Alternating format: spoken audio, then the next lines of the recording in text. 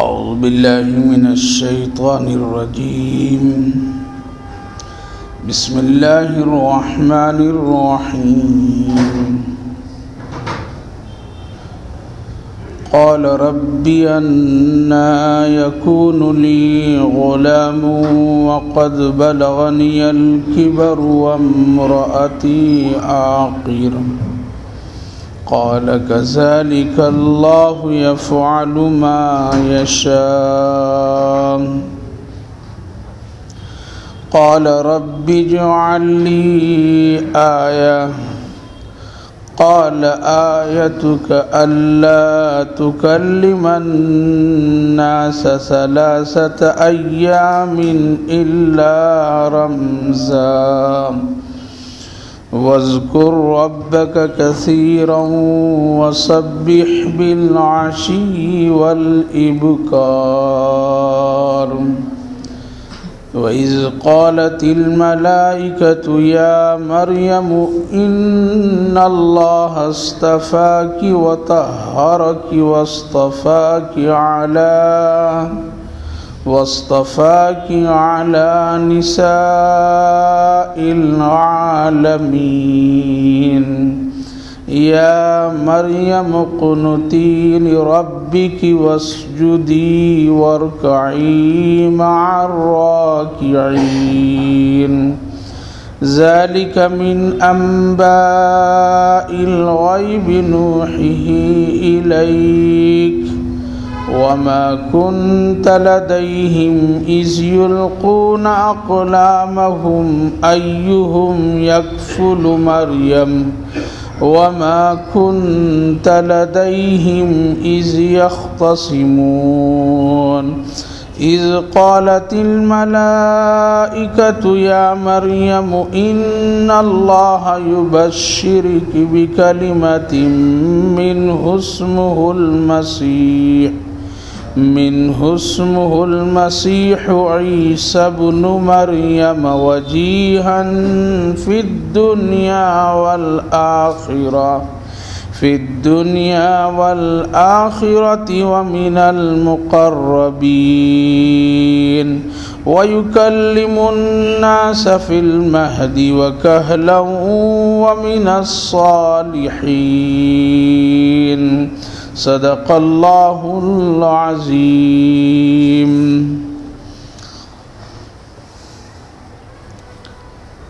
قال ربي أنى يكون لي غلام وقد بلغني الكبر وامرأتي عاقر.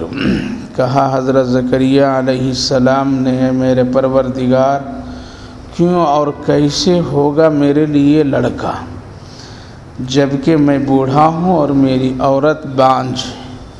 قال كذلك الله يفعل ما يشاء. تو اللہ تعالیٰ نے فرمایا اسی طرح اللہ تعالیٰ کرتا ہے اور وہ ایسا جیسا چاہتا ہے ویسا کرتا ہے. قال رب اجعل لي آیہ. حضرت زکریا علیہ السلام کہنے لگے میرے پروردگار کوئی نشانی بتا دیجیے. قال آیتک الا تکلم الناس 3 ایام الا رمزا. اللہ تعالیٰ نے فرمایا تمہارے لیے نشانی یہ ہے کہ تم لوگوں سے 3 دن بات نہیں کر سکتا ہے مگر اشارے سے. واذکر ربک کثیرا وسبح بالعشی والابکار. اور ان 3 دنوں میں تم اپنے رب کی کثرت سے صبح اور شام ذکر کرو.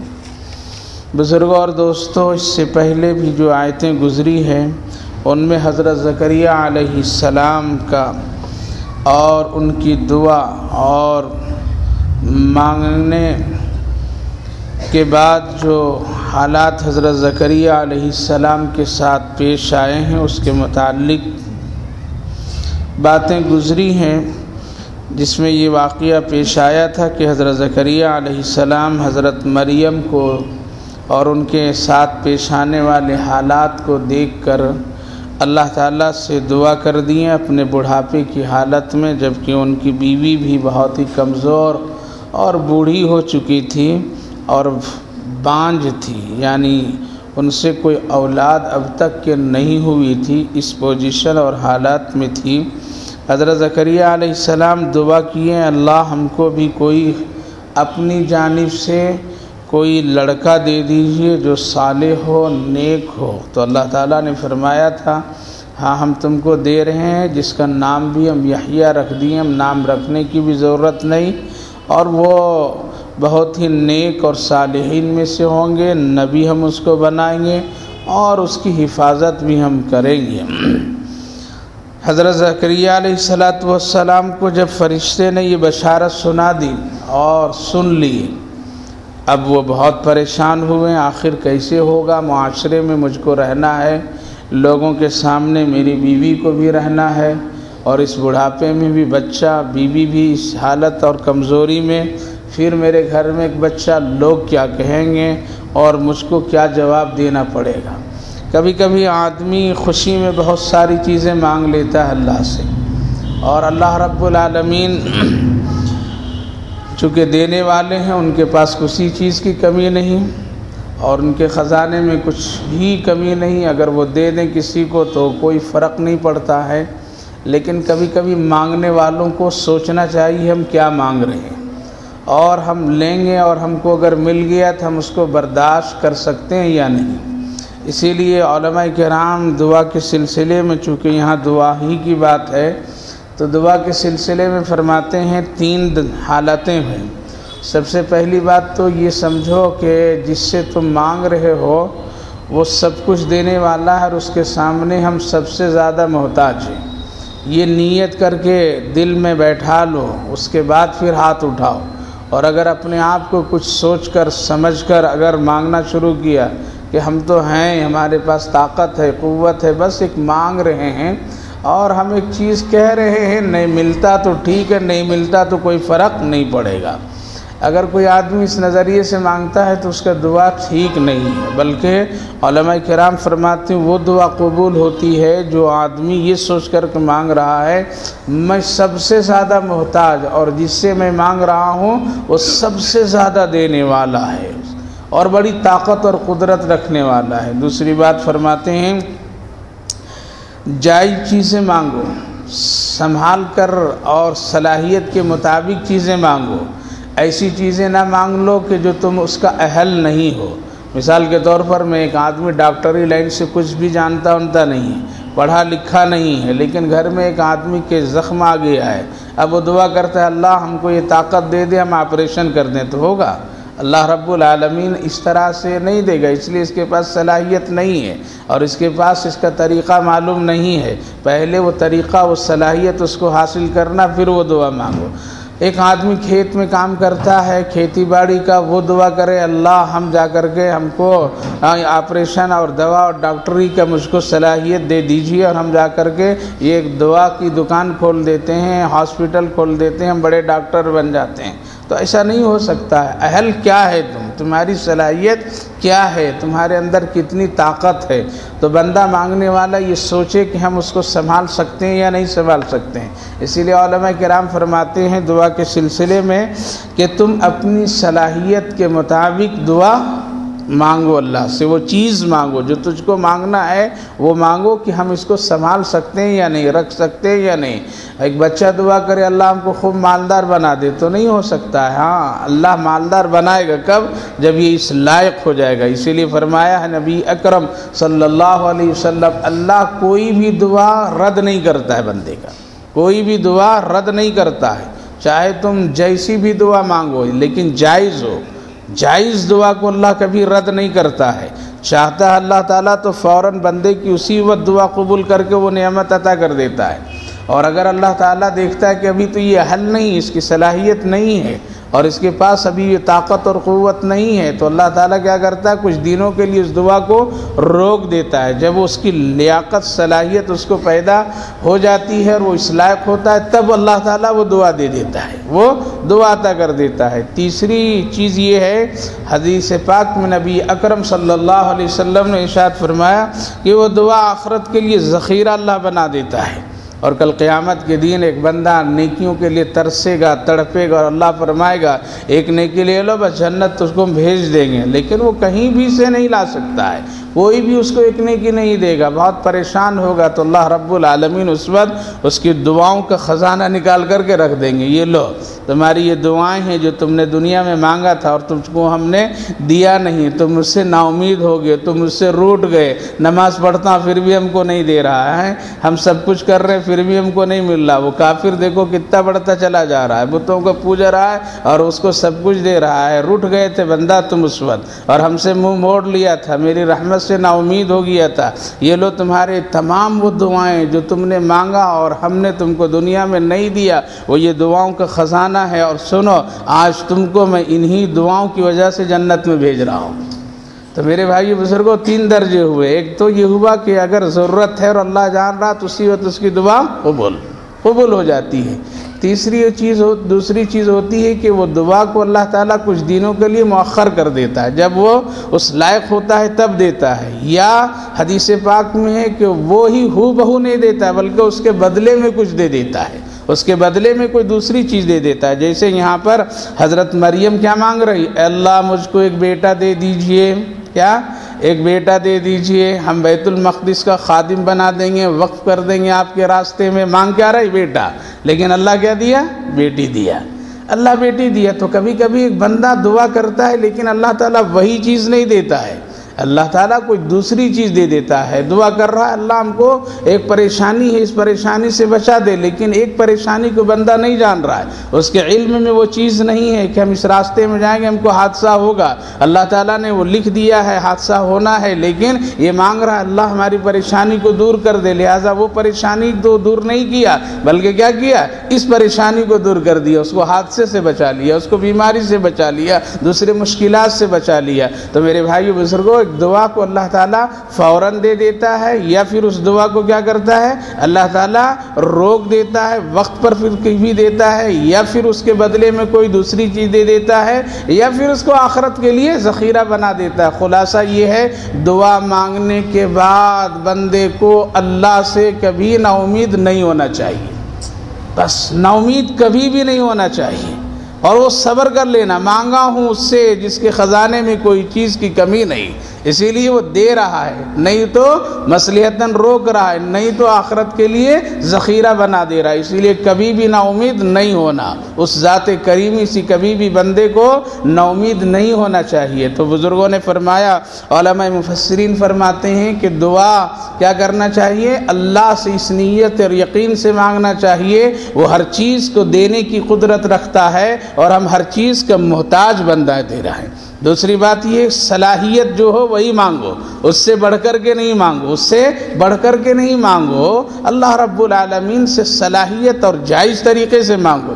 جیسے ایک واقعہ کبھی سنایا تھا نا کہ ایک شکاری تھا جو دعا حضرت موسیٰ علیہ السلام سے کیا کہا کہ دعا کر دیجئے، جب بھی جاتا ہوں جنگل میں پرندوں کو پکڑنا چاہتا ہوں، جانوروں کو پکڑنا چاہتا ہوں، ایک جانور تو میرے جال میں پھنس جاتا ہے اور پھر وہ آواز دیتا ہے تو سارے جانور بھاگ جاتے ہیں، ایک پرندہ اگر آ کر کے میرے جال میں پھنستا ہے وہ کوئی بولی بولتا ہے، آواز دیتا ہے، دوسرے پرندے بھاگ جاتے ہیں، تو بس ایک ہی پرندہ میں پکڑ سکتا ہوں، اسی لیے موسیٰ میرے لیے دعا کر دیں، آپ اللہ کے نبی اور بہت اونچے درجے کے آپ رسول ہیں، اللہ سے جب چاہتے ہیں بات کر لیتے ہیں، دعا کر دیجئے میرے لیے، دعا اللہ سے مانگ دیجئے میرے لیے کہ ہم ہر جانور ہر پرندے کی باتیں سن بھی لیں اور سمجھ بھی لیں۔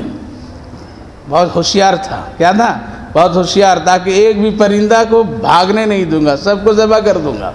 حضرت موسیٰ علیہ السلام نے کہا کہ نہیں بھائی یہ تمہارے کام نہیں ہے، لیکن وہ بہت رونے لگا، گڑ گڑانے لگا، نہیں کر دیجئے اللہ سے، کیا ہے ان کے یہاں کچھ تو کمی نہیں ہے۔ خیر ایک نبی نے ہاتھ اٹھایا، اللہ رب العالمین سے مانگا، اللہ نے فرمایا موسیٰ اس کے لیے صحیح نہیں ہے، اس کے یہ اہل نہیں ہے، اس کی صلاحیت یہ نہیں ہے، ہو سکتا ہے یہ اس پریشانی میں آ جائے گا، اس وقت میں یہ کیا کرے گا بندہ؟ اللہ دے دیجئے، آپ پریشانی کو بھی حل کرنے والے ہیں اور آپ دینے والے بھی ہیں۔ خیر حضرت موسیٰ علیہ السلام کی دعا پر اس کو اللہ تعالیٰ علم لدونی جس کو کہتے ہیں خدا کی طرف سے اچانک وہ علم مل جائے، ایک ہوتا ہے علم لدونی اور ایک ہوتا ہے علم کسبی۔ کسبی علم یہ ہے کہ محنت کیا، مدرسے میں داخلہ لیا، استاد کے پاس بیٹھا، کتابوں کو کنگالا اور پھر اس کو علم آیا، اور ایک علم یہ ہے کہ بیٹھے بیٹھے اللہ سارے علوم کو دے دیا۔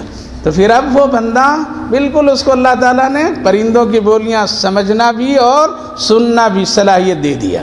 اب سارے جتنے پرندے ہیں، چاہے وہ زمین پر چلنے والے مرغے، مرغیاں، پرندے کیسے بھی ہوں، سب کی بولیاں، کتے، جانوروں، سب کی بولیاں سمجھ لیتا۔ مانگ تو لیا، اللہ دے بھی دیا، اب سنبھالو۔ چند دن ہوئے، اس کے بعد گھر میں کھانا اچھا پکا، ذرا بچا کچا کھانا باہر پھینکا، پھینکنے کے بعد میں کتے محلے کے آئے، اور دوسرے اس کے گھر میں بھی کتا باندھ رکھا تھا، شکاری کرتا تھا، تو جب دوسرے کتے آئیں اور پرندے کچھ آئیں اس کھانے کو جھپٹنے کے لیے، لینے کے لیے، تو گھر کا کتا بھونکا اور آواز دیا، بھاگ جاؤ، یہ میرے مالک کا یہاں سے آیا اور مالک کے گھر کا حقدار میں ہوں، تم لوگ کیوں آیا؟ خیر لڑائی، ارے تو روز کھاتا ہے، میں تو بچا کچا پہ آیا ہوں، ہم لوگوں کو کھانے دو۔ آپس میں سب باتیں کرنے لگیں، اور یہ آدمی اندر سے سب سن رہا، خوش ہو رہا ہے، دیکھا کتنی اچھی بات ہے کہ ہم ان کی بولیاں سمجھ رہے ہیں۔ آج ہے کوئی ایک ایسا اسکول جہاں پہ پرندوں کی آواز بتانی ہے؟ ہاں، جب پرندہ کبھی انسانوں کی صحبت میں رہتا ہے تو ایسا عمل بھی کرتا ہے۔ خیر کتوں میں جھگڑے، پرندوں میں جھگڑے، محلے کے جتنے مرغے مرغیاں ادھر ہے سب آ کر کے لڑنے جھگڑنے، تو کتے نے کہا کہ ارے بھائی کل تم لوگوں کے لیے اچھی خوشخبری ہے، کل میرے مالک کا گدھا مرنے والا ہے، اور جب مرے گا تو باہر ڈال دیا جائے گا، سب لوگ مل کر کے کھائیں گے، اس لیے آج چلے جاؤ۔ اب مالک تو سنا تو بہت پریشان ہوا، اچھا گدھا میرا مرنے والا ہے، صبح اٹھا جا کر کے بازار میں بیچ کر کے چلا آیا، جاؤ یہ میری گھر کی مصیبت کسی اور کے گھر میں چلا جائے۔ بہت خوش ہوا، دیکھا میں نے اللہ سے جو دعا کرائی، حضرت موسیٰ نے جو دعا کر دی، اتنا بڑا فائدہ ہوا، ورنہ میرے گھر میں گدھا مرتا، مجھ کو پھینکنا پڑتا، مجھ کو ڈالنا پڑتا، میری مصیبت سر میں آ جاتی، اسی لیے اچھا ہوا یہ سیکھا اور یہ دعا میری قبول ہوئی، تبھی تو یہ کام ہوا۔ بندہ وقتی طور پر بہت خوش ہو رہا ہے، لیکن آگے کا انجام بہت ہی سخت ہے، آگے کا انجام بڑے پریشان کن ہے۔ اب کل تو گدھا نہیں مرا، پھر کچھ کھانا وانا پکا، پیسے آگے ہیں نا، بیچا ہے گدھا تو خوشی میں، پھر کھانے پکا، پھر کچھ بچا کچا باہر پھینکا، پھر سب لوگ آ گئے، پھر مالک کا کتا جھگڑنے لگا، میرا حق ہے، وہ لوگ کہا کہ میرا حق ہے، کل بھی تو نے دھوکہ دیا ہے، کہاں گدھا مرا؟ کہا کہ رک جاؤ، آج گھوڑا مرنے والا ہے، آج مالک کا گھوڑا مرنے والا ہے۔ دیکھیے دعا، آدمی کو وہی دعا کرنی چاہیے جس کا وہ اہل ہے، جس کا وہ اہل ہے، جس کا وہ لائق ہے، وہ اس کے پاس جتنی صلاحیت ہے وہی دعا وہ کرے، وہی چیز مانگے، اس سے بڑھ کر کے نہ مانگے۔ اللہ تو دے دے گا، لیکن سنبھال سکتے ہیں یا نہیں سنبھال سکتے ہیں؟ سنبھالنا اصل چیز ہے۔ مانگنے کے بعد اگر اللہ دے دیے صلاحیت سے زیادہ تو سمجھ لیجئے اس میں آزمائش بھی آنے والا ہے، اس میں آزمائش بھی آنے والا ہے۔ اب گھوڑا کے بارے میں مالک سن لیا، اچھا آج گھوڑا مرے گا، تب گھوڑا کو بھی جا کے بازار میں بیچ دیا، بیچ کر کے خوشی، جاؤ یہ مرنے والا گھوڑا کو بیچا، پیسے آ گیا، خوشی میں پھر کھانا پکا، آرام سے پکایا، کھلایا سب کو، اور کہا دیکھو کتنا بڑا اللہ کا احسان ہے، پہلے سے مجھ کو خبر مل رہی ہے کون کون مرنے والا ہے پہلے سے۔ آج اگر پہلے سے خبر مل جائے تو اللہ اکبر، انسان اتنا سخت دل ہو گیا، اپنے گھر کے مردے کو کہیں اور ڈال کر کے چلے آتے ہیں، کہیں اور ڈال کر کے چلے آتے ہیں، اللہ نے چھپا دیا، کسی کو بتایا نہیں۔ اب پھر دوسرے دن پھر سارے لوگ جمع ہوئے اور پھر جھگڑے شروع ہو گئے، اے کتا کل تو نے پھر خبر دی تھی، لیکن آج وہ نہ گدھا نہ گھوڑا کچھ بھی نہیں آیا، روز ہم لوگوں کو ٹلا رہا ہے۔ تو اب اس نے کہا کہ صبر کرو، کل میرا مالک مرنے والا ہے اور پھر شاندار بریانی پکے گی۔ اب تو موتے پر بھی شاندار بریانی پکتی ہے نا، الٹا طریقہ ہو گیا، ایک سامیانہ جنازے کا لگا ہوا اور ایک سامیانہ بریانی کی لگا ہوا ہے۔ اللہ کے رسول نے ارشاد فرمایا جس کے گھر میں موتا ہو جائے اس کے گھر میں تم کھانا بھیجو، کیا کرو؟ اس کے گھر میں تم کھانا بھیجو۔ اب زمانہ ہو گیا دکھاوا، شہرت، اچھا ہمارے گھر سے اگر نئی بریانی کھا کر کے لوگ جائیں گے، نہیں کچھ کھا کے جائیں گے تو لوگ یہی کہیں گے فقیر مرا تھا، اور کھانے والے سب کون ہیں؟ سب بڑے لوگ آ رہے ہیں، اچھے لوگ آ رہے ہیں۔ اس لیے رسول اللہ صلی اللہ علیہ وسلم فرمایا جس کے گھر میں موتا ہوا 3 دن تک اس کے رشتہ دار لوگ کھانا بھیجیں، 3 دن تک کے نبی کے اس طرف سے یہ سنت کا اعلان ہے اور یہ طریقہ ہے رسول اللہ کا، لیکن ہم نے الٹا کر دیا، اسی کے ہاں پہلے دن سے بھی جنازہ اٹھا بھی نہیں، یا بھی قبرستان میں ڈال کر کے اس سے سوال جواب بھی نہیں ہوا ہوگا، اور یہاں بریانی چل رہی ہے، بریانی چل رہی ہے۔ کتے نے کہا کل مالک مرے گا، بس اطمینان سے رہو۔ اب سن لیا نہیں یہاں، اوہو میں ہی مرنے والا ہوں، اب میں کہاں جاؤں، کس بازار میں جاؤں، اب کس بازار میں جاؤں؟ دیکھو دعا نبی سے کرایا ہے، دعا نبی سے کرایا، اسی لیے کبھی کبھی لوگ ایسی دعا کبھی اللہ والوں سے بھی کرا لیتے ہیں، پورا کام ان کا حرام کا ہے اور کہتے ہیں ذرا دعا فرما دیجیے۔ ارے پہلے تم حرام سے بچو پھر دعا کراؤ، پہلے بچو تم حرام سے، تب تمہاری دعا قبول ہوگی۔ پہلے وہ کاروبار چھوڑو، پھر کسی اللہ والے سے دعا کرواؤ کہ دعا کر دیجئے میری روزی میں برکت ہو جائے۔ یہاں تو حرام کا بیماری لگی ہوئی ہے، پھر دعا کہاں سے؟ اللہ کے رسول نے فرمایا نہیں قبول ہوگی وہ دعا۔ اب یہاں پریشانی، رات ہی میں اٹھا ہے موسیٰ کلیم، دیکھیے کیا خطرناک بات آ گئی، گدھا گھوڑا سب چلا گیا، اب میری باری آ گئی ہے، اور کتے نے خبر دی ہے، پورے محلے کے کتے میرے مرنے کے انتظار میں ہیں۔ اللہ اکبر، بچا لیجئے بچا لیجئے۔ حضرت موسیٰ علیہ السلام غریب کے رونے پر پھر ہاتھ اٹھا کر کے دعا کیے، پروردگار اس غریب پر رحم کرم کا معاملہ فرمائیے۔ اللہ نے فرمایا موسیٰ کلیم میں پہلے کہا تھا نہیں کہ ایسی دعا نہ کرائے ورنہ پریشانی آئے گی۔ اس کے گھر میں میں نے ایک موتا لکھ دیا تھا جو گدھے کی شکل میں لینا چاہتا تھا، اس نے دوسرے کے گھر میں جا کر کے ڈال دیا، پھر اس موتے کے میں نے گھوڑے کی شکل میں رکھا، لیکن اس نے پھر دوسرے کے یہاں ڈال دیا، اب تو اسی کی باری اور موت اس کی ہو کر کے اب رہے گی۔ تو میرے بھائی بزرگوں بتلانا یہ ہے کہ دعا آدمی کو اپنی صلاحیت کے مطابق کرنی چاہیے، کتنی تمہاری صلاحیت ہے خود اندازہ ہو جائے وہی دعا کرو اللہ سے۔ ہاں بڑھ کر کے مانگو، اللہ دے سکتا ہے، لیکن اس کے بعد جو آزمائش آئے گی کیا سمجھ سکتے ہیں، برداشت کر سکتے ہیں؟ صحابی دعا کرتے ہیں اللہ مالدار، یا رسول اللہ دعا کر دیجئے میں مالدار ہو جاؤں، خوب کھلاؤں گا غریبوں کو، مسکینوں کو، یتیموں کو، اور خوب اللہ کے راہ میں لٹاؤں گا۔ اللہ کے رسول نے فرمایا مت دعا کراؤ، یہ چیز اچھی نہیں ہے، خوب مانگیں اور خوب گڑ گڑائیں۔ تو اللہ کے رسول نے دعا کر دی اللہ سالبہ کو مالدار بنا دے، ایک بکری سے ہزاروں بکریاں ہو گئی۔ اور پھر اب آزمائش آئی، پھر وہ نماز پڑھتے تھے 5 وقت رسول اللہ کے پیچھے، اب ایک وقت کی بھی نماز نہیں پڑھنے لگے۔ نبی نے پوچھا کہاں ہے سالبہ؟ کہا کہ وہ تو بکریاں لے کر کے جنگل میں چلے گئے۔ دیکھیے آزمائش آئی نہیں، آزمائش آئی، سالبہ کہاں ہے؟ سالوں بھر نئی نبی کے پیچھے آنے لگے۔ اللہ کے رسول نے قاصد کو بھیج دیا جا کر کے زکوٰۃ وصول کر کے لاؤ، دینے سے انکار کر دیے، کہا کہ جاؤ ابو ہریرہ میں آ کر کے خود دے دوں گا رسول اللہ کو، لیکن وہ پھر بھی نہیں آئے، پھر نبی بھیجیں پھر نہیں آئے۔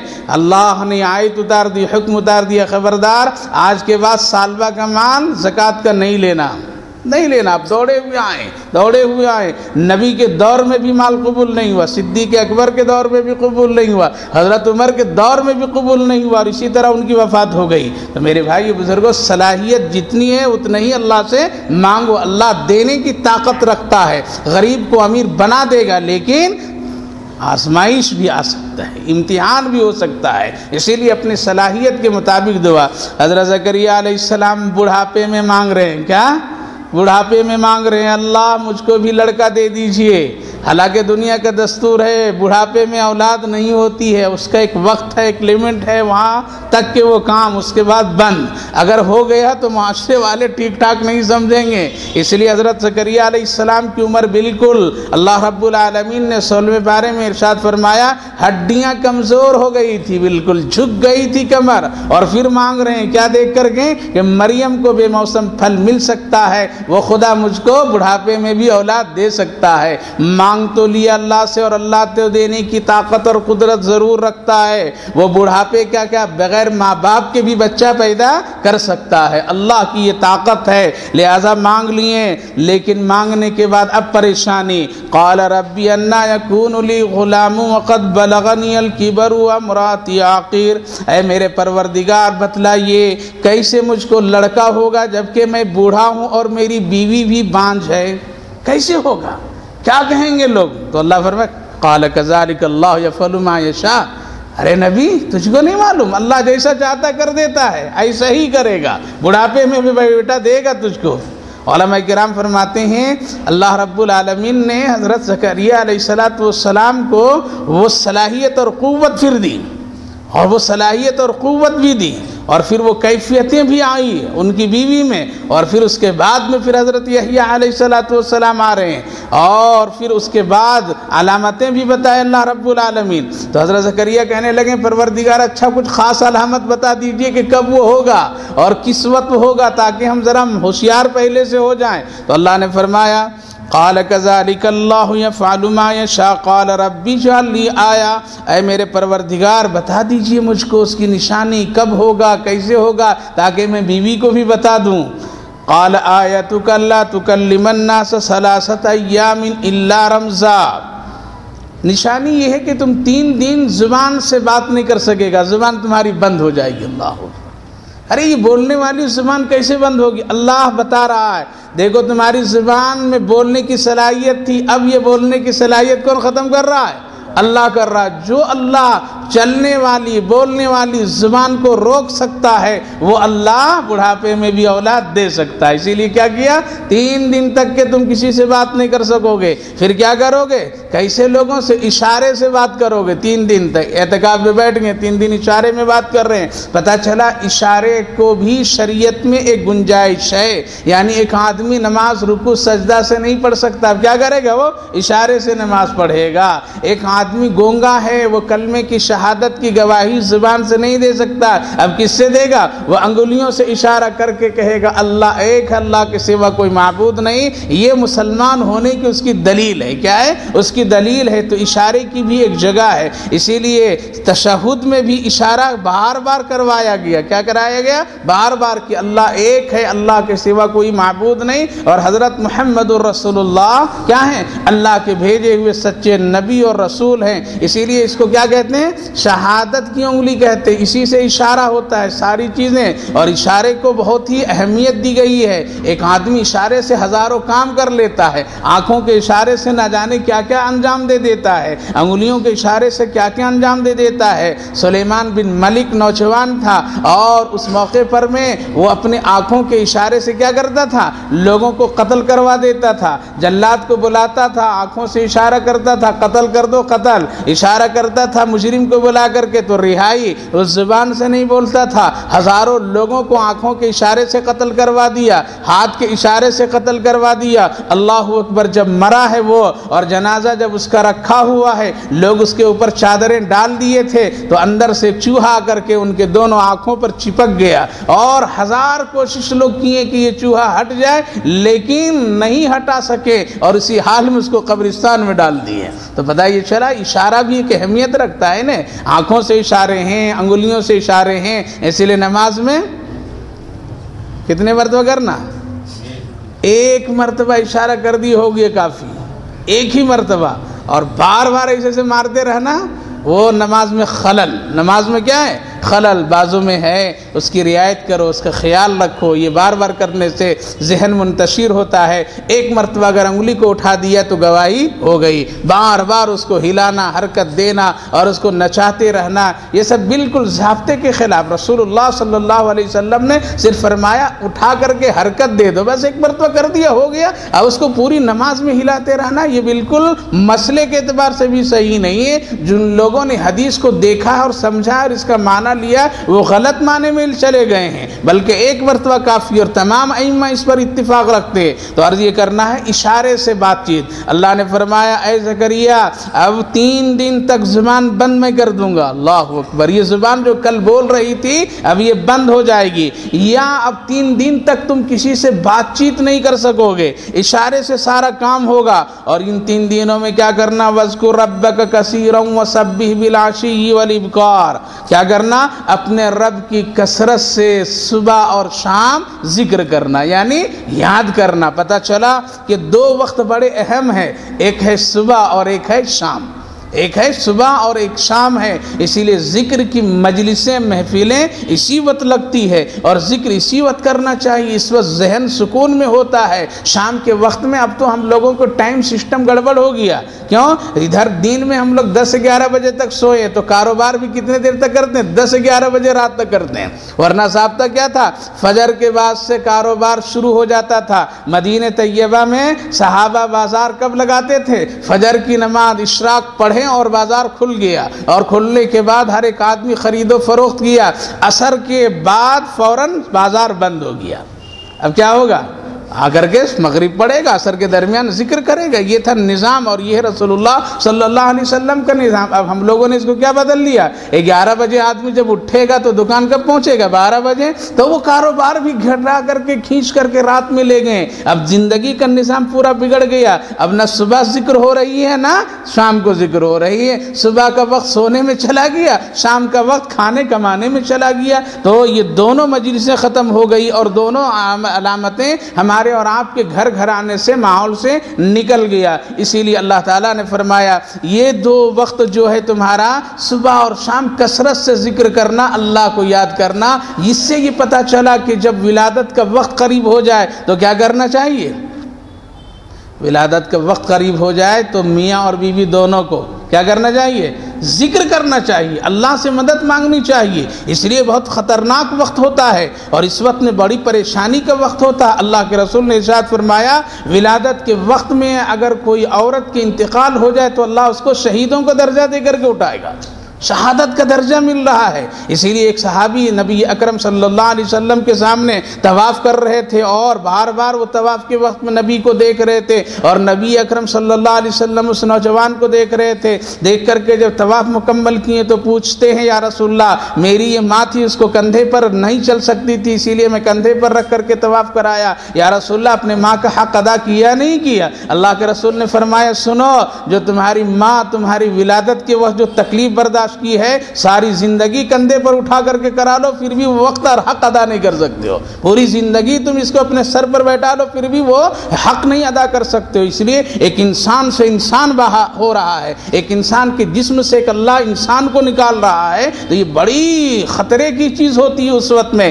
اسی لیے کیا فرمایا کہ اس وقت میں زکریا بیٹا تو ہوگا، اور تمہاری بیوی سے ہوگا، کہیں زمین سے نہیں نکلے گا، گھر کے کسی دیوار سے نہیں نکلے گا، کسی گھر کے کونے سے نہیں نکالوں گا، بلکہ تمہاری بوڑھی عورت اور بانجھ عورت سے ہی بچہ پیدا ہوگا، یحییٰ تمہارا لڑکا آئے گا۔ اس لیے ایسے موقع پر کیا کرنا؟ اللہ کی طرف رجوع کرنا، اللہ کی طرف رجوع کرنا، مدد مانگنا۔ اب تو وہ سب سسٹم ختم ہو گیا ہے، زیادہ زیادہ کچھ کریں گے کسی مولوی سے تعویذ لے لیں گے، یہی کریں گے، ہاں کر رہے ہیں، ٹھیک ہے، تعویذ لے لیں گے، باندھ لیں گے، یہ کریں گے، وہ کریں گے۔ خود وہ بندہ اللہ سے ہاتھ اٹھا کر کے دعا نہیں کرے گا، خود وہ بندی ہاتھ اٹھا کر کے اللہ سے دعا نہیں کر پا رہی ہے۔ اسی لیے علماء کرام فرماتے ہیں ایسے موقع پر 3 دن پہلے، اب تو سارے سسٹم پتہ چل جاتے ہیں کب ولادت ہوگی، اور ڈاکٹر سب بتا دیتے ہیں، پوری دنیا ہوشیار ہو گئی ہے، اور سب کچھ اس کے اندر میں کیفیتیں پیدا محسوس ہو جاتی۔ اسی لیے 3 دن کا وقت ہو تو کیا کیا جائے؟ اللہ کی کثرت سے ذکر کرنا چاہیے، عورتوں کو بھی ذکر کرنا چاہیے۔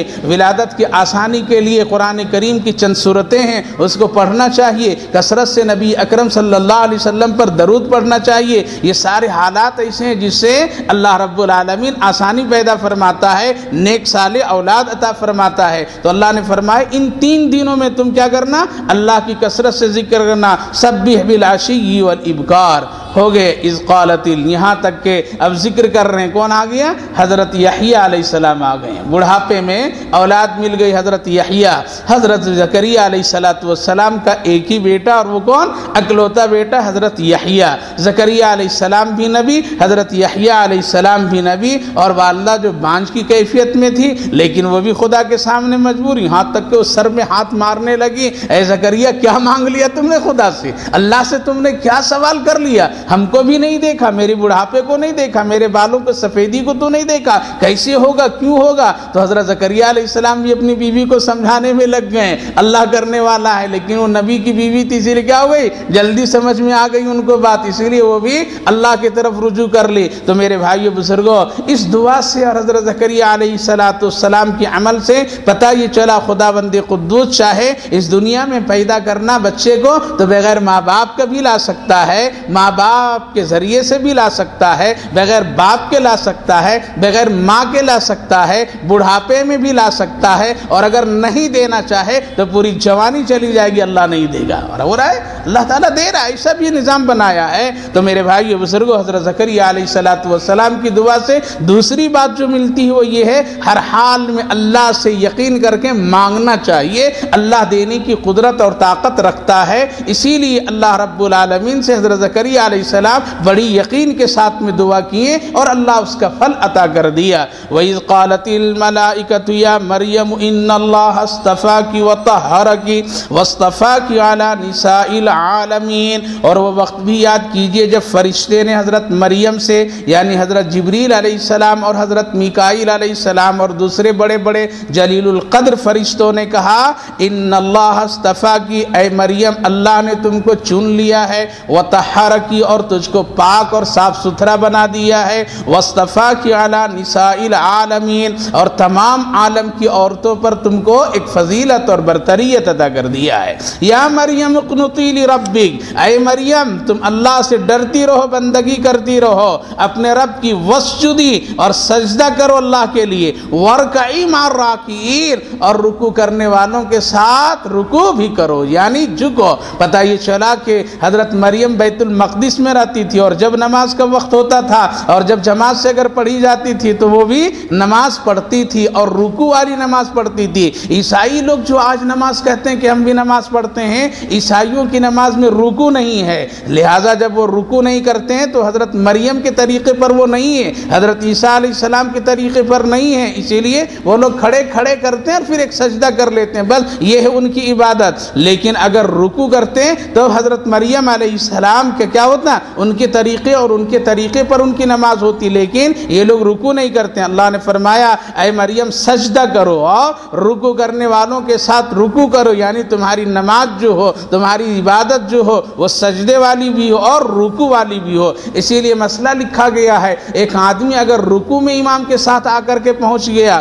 اور 3 تسبیح کے بقدر یا 1 تسبیح کے بقدر امام کے ساتھ رکوع میں شامل ہو گیا تو رکوع ملی تو رکعت مل گئی، اور اگر رکوع نہیں ملی تو پھر رکعت بھی نہیں ملی۔ عام طور پر میں لوگ کیا کرتے ہیں، جلدی جلدی دیکھتے ہیں کہ جماعت کھڑی ہو گئی ہے، پہلی رکعت ہو رہی، دوسری رکعت ہو رہی ہے، اب اس میں 3-4 خرابیاں پیدا کر دیتے ہیں لوگ۔ کیا کرتے ہیں، وہ جلدی سے جھٹپٹ وضو کرتے ہیں، کیا کرتے ہیں، جھٹپٹ وضو کرتے ہیں، جلد بازی سے وضو کرتے ہیں، اس لیے رکعت نکل رہی ہے، اس لیے ہم کو جلدی جا کر کے پکڑنا ہے، نماز میں شامل ہونا ہے، تو ادھر وضو بھی ٹھیک نہیں ہوا۔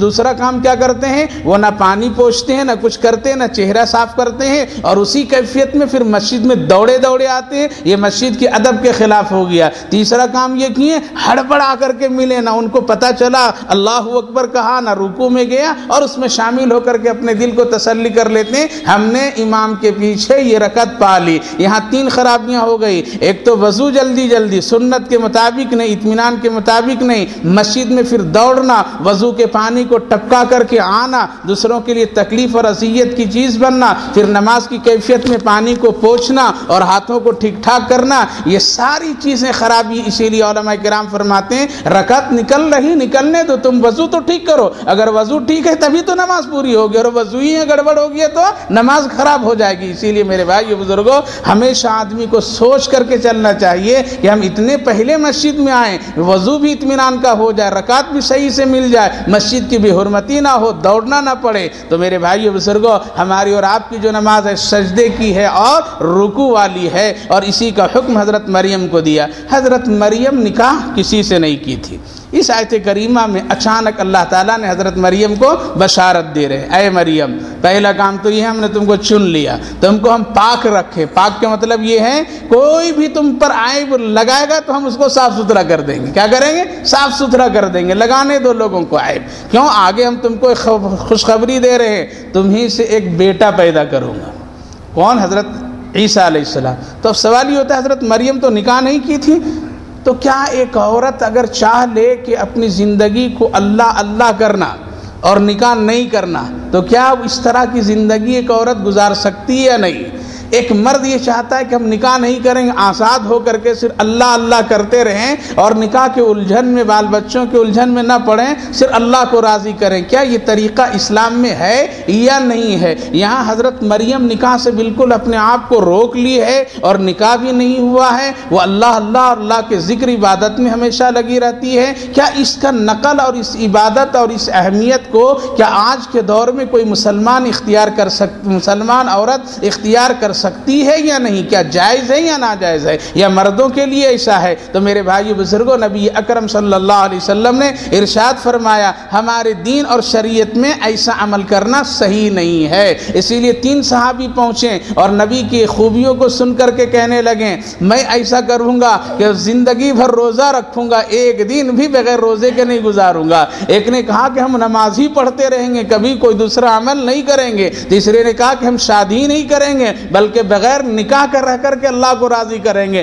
نبی اکرم صلی اللہ علیہ وسلم حجرے سے باہر تشریف لائے اور آپ نے تینوں کو ڈانٹا اور یہ کہا یہ تمہارا حق نہیں ہے، یہ محمد الرسول اللہ کا حق ہے، لیکن پھر بھی تیرا نبی نکاح بھی کیا، تیرا نبی کھاتا بھی ہے، ایک دن روزہ رکھتا ہے تو ایک دن افطار کرتا ہے، تیرا نبی رات میں سوتا بھی ہے اور ایک حصے میں اللہ کی عبادت بھی کرتا ہے، دین میں غیر اللہ کرتا ہے، تو نبی ہوتے ہوئے میں یہ سب کچھ کر رہا ہوں تو تم کیوں ایسا کرو گے؟ پتہ چلا اللہ کے رسول نے منع فرما دیا نہیں۔ ہاں اگر کوئی آدمی کسی کمزوری کی وجہ سے، کسی وجہ سے نہیں نکاح کر رہا ہے تو ایک الگ بات ہے، جیسا کہ واقعہ سنایا تھا، چلتے چلتے سنا دوں۔ حضرت حسن بصری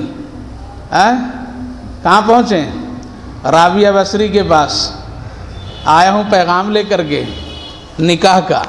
تو رابعہ بصری کہا کہ اچھا ایسا دلہا کہ خود آ گیا ہوا ہے، اب تو ایسے دلہے نہیں ملتے ہیں، ایسے دلہے ہاں ملتے ہیں، وہ جو سائڈ میں چلیں گے، ماں باپ سے چھپ چھپا کر کے چلیں گے، ان کا پیغام الگ ہی ہوگا، وہ سب معاشرے کو گندا پراگندہ کرنے والے ہیں، ماں باپ کے دلوں کو دکھانے والے، ایسے نوجوان لڑکے اور لڑکیاں معاشرے کو خراب کرنے والے لوگ ہیں، ایسے معاشرے اور اپنی تہذیب اور اپنے خاندان کے لیے داغ اور دھبا بننے والے ہوتے ہیں۔ کسی کا ہاتھ پکڑ لیا چل دیا، کسی کا وہ پکڑ لیا چل گیا، وہ تو پیغام کی کوئی اہمیت اور حیثیت نہیں۔ ایسا پیغام جو خود لے کر کے آ رہا ہو اور اس کے گھر والے راضی ہوں، اس کے بھی گھر والے راضی ہوں، تو یہ بڑا خوش نصیبی کی بات ہے، خوش نصیبی کی بات ہے۔ لیکن اب تو الٹا ہو گیا ہے، وہ تو انتظار میں رہ رہا ہے، وہ انتظار میں رہ رہا ہے۔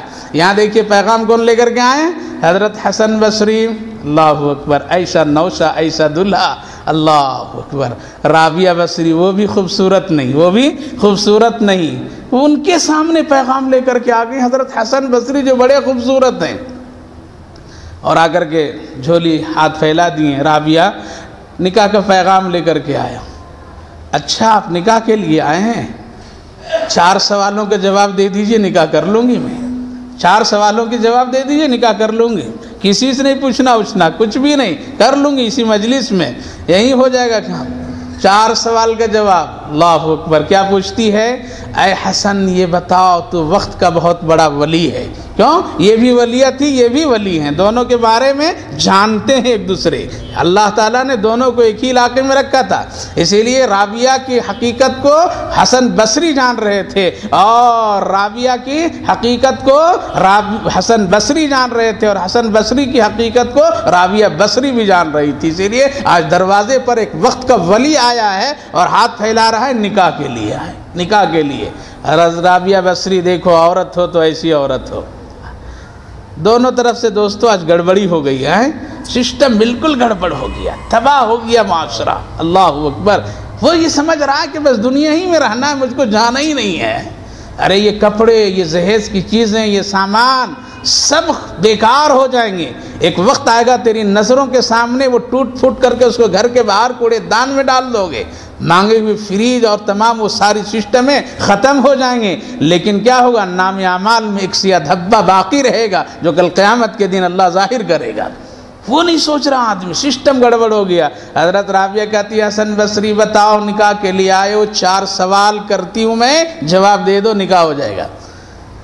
4 سوال کیا؟ حسن تمہارے پاس گھر ہے، مکان ہے، گھوڑا ہے، گاڑی ہے، کیا ہے، کتنی دولت ہے، کیا ڈگری ہے؟ آج تو یہ بھی پوچھتے ہیں نا، بایو ڈاٹا لاؤ، دیکھیں گے لڑکا کس قیمت کا ہے، اس کی گھوڑے کی قیمت کیا ہے، ہم بھی لگائیں گے اندازہ، پھر دیکھیں گے اچھا یہ ڈاکٹر صاحب ہے تو ٹھیک ہے، انجینئر صاحب ہیں ٹھیک ہے، ان کو کار بھی چاہیے، ان کو گھوڑا بھی چاہیے، سب چیز چاہیے ہے۔ اور اگر ایک مولوی صاحب غریب ہو تو ہونا، جیسے سنایا تھا پہلے بھی، ایک میرے دوست آئے تھے محلے میں، پوچھا کیسے آنا ہوا، کہا کہ رشتہ دیکھنے کے لیے آیا تھا، کیا ہوا، بات ہوئی، کرنا بات تو نہیں، لڑکا جماعت میں چلا گیا ہے، تو ٹھیک ہے آ جائیں گے تو کر لیجئے گا بات، کہا کہ نہیں اب اس سے میرا رشتہ نہیں جمتا۔ تو میں نے یوں کہا کہ ایک لڑکا ہے لیکن سعودی میں ہے، اچھی تنخواہ ہے، کماتا بھی ہے، اس سے چلے گا؟ ہاں حضرت بتلائیے ایڈریس، میں خود چلا جاؤں گا۔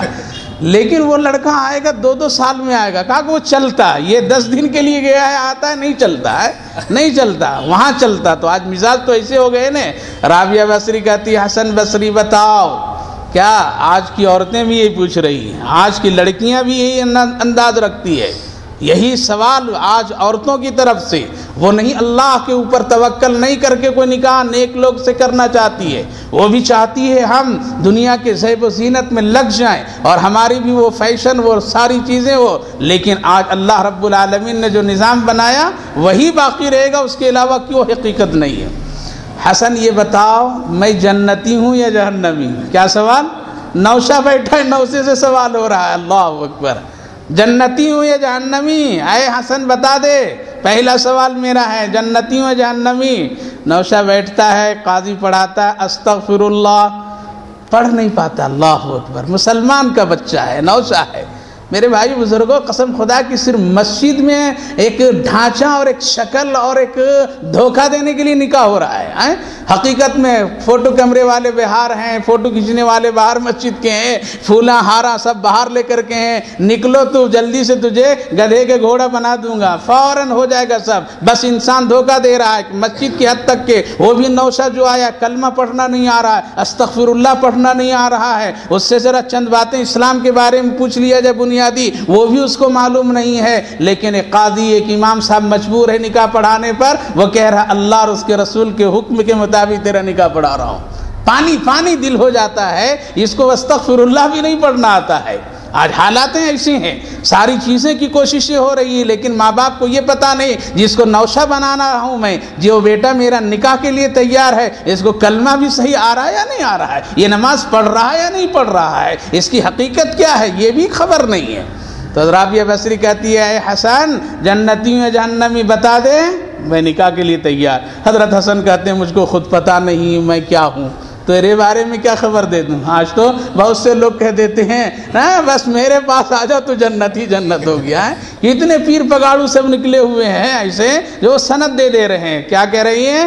اے حسن بتاؤ جنتی یا جہنمی؟ حضرت حسن کیا کہتے ہیں؟ آج کا نوجوان ہوتا نکاح کرنا نہیں، چلو جنتی تو ہے، دروازہ کھول دیتا، لیکن کیا کہہ رہی ہے؟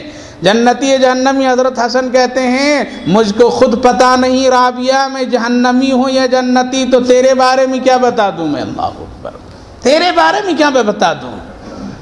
دوسرا سوال، اے حسن بتا میری نیکی زیادہ ہے یا میری برائی زیادہ ہے؟ اللہ اکبر، میری نیکی زیادہ ہے یا میری برائی زیادہ ہے؟ کوئی ہے بتا سکتا ہے؟ کوئی بھی نہیں بتا سکتا۔ ہاں اپنے بارے میں تو پتہ لگ جائے گا کہ میری نیکی کتنی ہے، کب سے نماز شروع کیا ہوں، کب میں چھوڑا ہوں، آج دن میں کتنی نمازیں چھوٹی، رات میں کتنی چھوٹی ہے، کس کی غیبت کیا، کس سے گناہ کیا، کیا کیا کیا۔ ایک آدمی تو اپنے بارے میں کچھ حساب لگا سکتا ہے، لیکن کوئی آدمی دوسرے کو نہیں کہہ سکتا تیری نیکی اتنی تیری برائی اتنی۔ اسی لیے رابعہ کیا کہہ رہی ہے؟ اے حسن بتا میری نیکی زیادہ یا میری برائی زیادہ ہے؟ آج کی عورت کیا پوچھے گی؟ بتاؤ تیرے پاس دولت کتنا ہے اور تمہارے پاس مال کتنا ہے۔ اسی لیے سسٹم گڑبڑ ہو گیا، آخرت کو بھلا کر کے دنیا کی طرف آ گئے دونوں طبقے کے لوگ، اسی لیے معاشرے میں تباہی اور بربادی، بے برکتی، پریشانی۔ حضرت حسن بصری کیا کہتے ہیں؟ اے رابعہ مجھ کو خود پتا نہیں میری نیکی کیا ہے اور میری برائی کیا ہے، اس لیے میں تیرے بارے میں کچھ نہیں کہہ سکتا۔ اللہ اکبر۔ اور دو سوال کم سے کم ایک دو میں پاس تو ہو جائیں۔ حضرت حسن پھر پوچھتے ہیں شاید ایک کو جواب دے دوں گا تو نکاح ہو جائے گا، لیکن اب کیا کہتی ہیں؟ اے حسن اچھا یہ تو بتا دے مجھ کو نام اعمال داہنے میں ملے گا یا بائیں میں ملے گا؟ یہ بتا دو، بتا دو، پھر نکاح ہو جائے گا۔ ایک تو سوال کا جواب تو دے دے۔ اللہ اکبر، حضرت حسن رو رہے ہیں، دل ان کا کانپ رہا ہے اور وہ اپنی کیفیت میں نہیں ہے۔ پھر کہتے ہیں رابعہ کیا پوچھ رہی ہے؟ مجھ کو نہیں پتا کہ میرے ہاتھ میں کدھر ملے گا نام اعمال، جب میرے اپنے بارے میں خبر نہیں ہے تو تیرے بارے میں کیا میں خبر دے دوں؟ اسی لیے مجھ کو نہیں معلوم، کسی کو نہیں معلوم، بڑے سے بڑے ولی کو نہیں معلوم، قطب ابدال کو نہیں معلوم، بڑے سے بڑے نمازی حاجی کو نہیں معلوم، یہاں تک کہ رسول اللہ بھی دعا کرتے تھے اے اللہ نام اعمال داہنے ہاتھ میں عطا فرما دینا۔ حضرت عائشہ صدیقہ دعا کرتی تھی، عمر روتے روتے دعا کرتے تھے اللہم ثبت قدمی علی صراط مستقیم، اللہم آتنی کتابی بیمینی وحاسبنی حسابا یسیرا، اے اللہ میرے نام اعمال دائنی ہاتھ میں دے دیجئے گا اور میرے نام اعمال کو بہت ہی آسان اور حساب کو آسان بنا دیجئے گا۔ وہ لوگ دعا کرتے، اس لیے رابعہ مجھ کو نہیں معلوم۔ تیسرا سوال انشاءاللہ اگلے ہفتے کو، لیکن اگلا ہفتہ چھٹی ہے میرے بھائیو بزرگوں، بڑی خوشی کے ساتھ اعلان کر رہا ہوں، ایک ادارے کی تکمیل سنگ بنیاد ہے۔ اگلے اتوار، اس اتوار کو نہیں، 20 پر 9 جنوری 29 جنوری کو میری بڑی خواہش اور تمنا تھی، تقریباً الحمدللہ 7-8 مسجدوں میں تفسیر قرآن کا سلسلہ چل رہا ہے اور اللہ تعالیٰ نے ایک اس سے ماحول بنایا، لوگوں کو فائدہ ہو رہا ہے، اسی جذبے کے ساتھ میری یہ خواہش تھی کہ اس تفسیر کو عام کیا جائے اور ایسے ماہرین علماء کو تیار کیے جائے، اور صرف ایک اردو زبان میں نہیں لیکن بلکہ مقامی زبان میں، یہاں کی جو مقامی کنڑ زبان ہے اس میں بھی تفسیر ہو قرآن، ہر زبان میں۔ اس وقت میں دنیا میں 56 زبانوں میں قرآن ٹرانسلیشن ہو کر کے ترجمہ ہو کر کے ہے، اور خاص طور سے جس علاقے میں ہم لوگ ہیں یہاں انگریزی زبان بہت استعمال کی جا رہی ہے۔ آج اگر اتنے بھرے مجمع میں مجھ سے کوئی انگریزی میں کہے کہ ذرا آپ ہم کو قرآن یہ سمجھا دیجئے تو ہم مجبور ہیں، ہم کو زبان وہ نہیں آ رہی ہے، تو میری دلی خواہش ہی کہ کم سے کم ایسے کچھ افراد، ایسے علماء ہم تیار کریں جو پورا قرآن انگریزی زبان میں وہ ترجمہ کر لیں اور پورا قرآن انگریزی زبان میں وہ بتانے کی صلاحیت پیدا ہو جائے۔ تو اپنے بڑے اکابر علماء کرام اور اپنے اساتذہ کے مشورے سے، اور ایسا نظام کرناٹک میں اس وقت میں نہیں ہے، اسی لیے ایک ادارہ اسی ٹائپ کا کھولنے کا میری دلی خواہش تھی۔ آپ لوگوں کی دعاؤں سے اللہ تعالیٰ نے ایک شخص کو توفیق دی، اس نے جگہ دی مجھ کو اور بہت سستے میں جگہ دے دی، 11,500 اسکوائر فٹ جگہ لی ہوں، وہاں قرآن سینٹر بنانے کا ارادہ ہے اور بزرگوں کے ہاتھ سے سنگ بنیاد رکھ کر کے آگے اس مرحلے کو طے کرنا ہے۔ تو الحمدللہ تقریباً 50 لاکھ میں ایک 11,500 اسکوائر فٹ کی جگہ ملی ہے، تھوڑی سی رقم دے کر کے میں نے ان سے اجازت لے لی، انہوں نے کہا حسب سہولت اب بعد میں پیسہ دیتے رہیے گا اور آپ تعمیر کا بھی سلسلہ شروع کر دیجئے۔ تو الحمدللہ حضرت مولانا سید ارشد مدنی صاحب دامت برکاتہم، حضرت مولانا محمد طلحہ صاحب مفسر قرآن جو ہیں وہ دونوں بزرگ تشریف لا رہے ہیں، اور اگلا اتوار 29 کو کیا ہے سنگ بنیاد ہے۔ یہاں سے سیدھے بس جاتی ہے بنرگٹہ، کہاں؟ بنرگٹہ نیشنل پارک سے پہلے آخری وہی اسٹاپیز ہے، وہاں پہنچ جائیے۔ دعوت ہے میری طرف سے خاص، سب کو لکھ کر کے شادیوں کی طرح کارڈ تو نہیں دے سکتا میں، بلکہ ہم اپنے مخلصانہ دعوت آپ کو دے رہے ہیں اور آپ سے یہی گزارش کر رہے ہیں کہ اس مجلس میں آئیے، قرآن کریم کی ایک سنگ بنیاد، سینٹر کی سنگ بنیاد ہے، شاید اللہ تعالیٰ اسی عمل کو قبول کر لے، اسی عمل کو قبول کر لے۔ تو نے آیا تھا اور ایک تمہارے ہاتھ سے تمہاری دعا سے کیا ہوا ہے، ایک قرآن کا سینٹر ہوا۔ اللہ کے رسول کا ارشاد ہے قرآن پر ملنے والی نیکی کو کوئی گناہ نہیں مٹا سکتا ہے، جس طرح اللہ ہمیشہ سے ہے اسی طرح اس پر ملنے والی نیکی بھی ہمیشہ سے ہے۔ اس لیے اگلے ہفتے کو اس کی تیاری میں نہیں آ سکوں گا، اور آپ لوگوں سے گزارش ہے، پرخلوص درخواست ہے، ضرور آپ لوگ آئیے، اپنی سواری سے آئیں، بسوں سے آئیں، جیسے بھی آئیں آئیے، ضرور آئیں گے۔ ولیمہ میں تو جاتے آتے ہیں، ولیمہ کی تاریخ مل جائے تو مرد عورت سب کارڈ دیکھ کر کے پہنچ جائیں گے۔ یہ ولیمے سے بڑھ کر کے ہے، کیا ہے؟ شاید کہ آپ کی دعا سے کوئی ایک عالم اس لائق بن جائے۔ اسی لیے ارادہ ہے تقریباً 25 علماء جو فارغ ہو جاتے ہیں مدرسوں سے، ان کو وہاں رکھ کر کے تربیت کرنا اور ان کو تیار کرنا، ان کو بیان صلاحیت اور ساری چیزیں تیار کرنا۔ اسی لیے آپ لوگ ضرور آئیے، اتوار کے دن فرصت ہے، اور اگر ولیمہ ہو تو پیچھے کر کے بھی آ جائیے، رات میں چلے جائیے۔ انشاءاللہ وقت 10 بجے سے لے کر کے ظہر، وہاں ایک مسجد کی بھی سنگ بنیاد ہے، وہیں پہ نماز پڑھی جائے گی، اور الحمدللہ ولیمہ وہاں بھی کھانا کا انتظام ہے ماشاءاللہ۔ ایک صاحب نے پورے آنے والے مہمانوں کے لیے بہترین کھانے کا نظم کیا ہے، اس لیے آپ آئیے، آپ کو کھانا اور ساری دعائیں ساری چیزیں ملے گی انشاءاللہ۔ امید ہے آپ لوگ ضرور آئیں گے اور اللہ آپ کو آنے کی توفیق عطا فرمائے۔ ایک صاحب دعا کے لیے لکھیں، آمین، امید سے دعا کریں اللہ تعالیٰ ان کی پریشانی کو دور کریں، نیک صالح اولاد عطا کریں۔ اللہم صلی علی سیدنا نبینا حبیبنا مولانا محمد وبارک وسلم علیہ۔ اللہم ربنا آتنا فی الدنیا حسنة وفی الآخرة حسنة وقینا عذاب النار۔ اے اللہ ہم سب گنہگار خطاکار ہیں، تیرے بندے ہیں، اے اللہ اپنے رحم و کرم عطا فرما دیجئے، ہم سبوں کے گناہوں کو درگزر فرما دیجئے، خطاؤں و لغزشوں کو معاف فرما دیجئے، آئندہ بچنے کی توفیق عطا فرمائیے، اس مجلس قرآن کو بہت قبول فرمائیے، تمام آنے والے بھائیوں بزرگوں ماں بہنوں سب کی حاضری کو قبول فرما لیجئے۔ اے اللہ دنیاوی پریشانیوں سے، غموں سے، فکروں سے، حوادثات سے، مشکلات زندگی سے اللہ ہم سبوں کی حفاظت فرمائیے، جو بیمار ہیں ان کو شفا عطا فرما دیجئے، صحت مندوں کی صحت کی سلامتی عطا کر دیجئے، جو لوگ دنیا سے جا چکے ہیں ان سب کی مغفرت فرمائیے۔ ہماری اس مختصر سی دعاؤں کو اپنے کرم اور فضل سے نبی اکرم صلی اللہ علیہ وسلم کے صدقے اور طفیل میں قبول فرمائیے۔ اللہم ربنا تقبل منا انک انت السمیع العلیم وتب علینا انک انت التواب الرحیم، وصلی اللہ تعالی علی خیر خلقہ محمد وعلی آلہ واصحابہ اجمعین برحمتک یا ارحم الراحمین۔